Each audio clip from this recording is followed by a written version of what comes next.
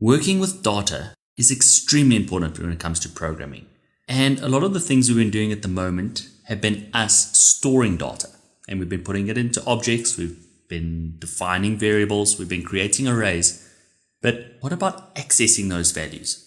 You can think if you have an application with thousands of users, they're giving you data.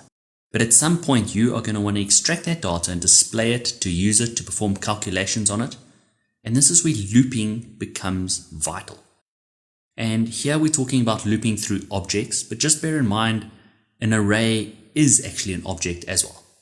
You can loop through objects and you can loop through arrays, but once you have an array, a vanilla array, and by vanilla I just mean you've got a whole string of values, once you've got to that point, it becomes very easy to loop through it. So that's why I'm wanting to start with objects, a more complicated object that you've defined. How do we loop through that? And you'll often find yourselves in a situation where you want to loop through your object. And the only way to do so before ES6 was with a for in loop. And I'll show you an example of a for in loop shortly, but let me just say there's a better way.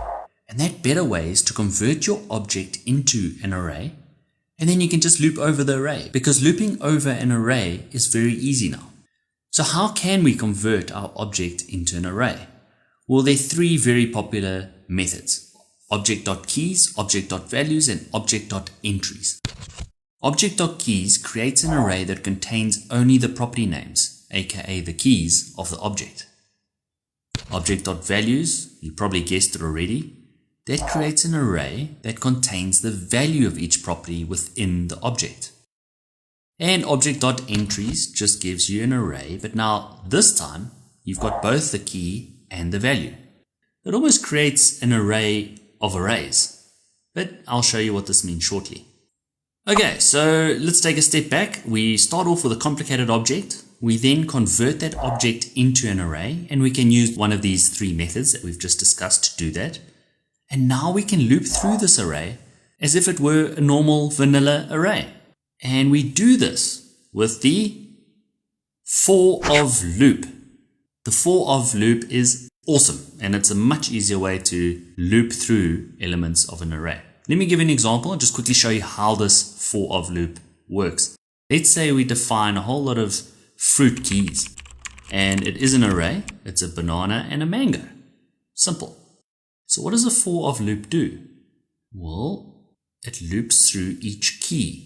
And what do I mean by key? Well, your key in this case, in that array, is banana. On the second iteration, that key is going to be mango.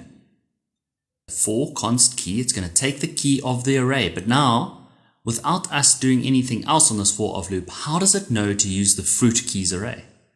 Well, that's where the second argument comes in. You have to tell this array, hey, find each key of the fruit keys array.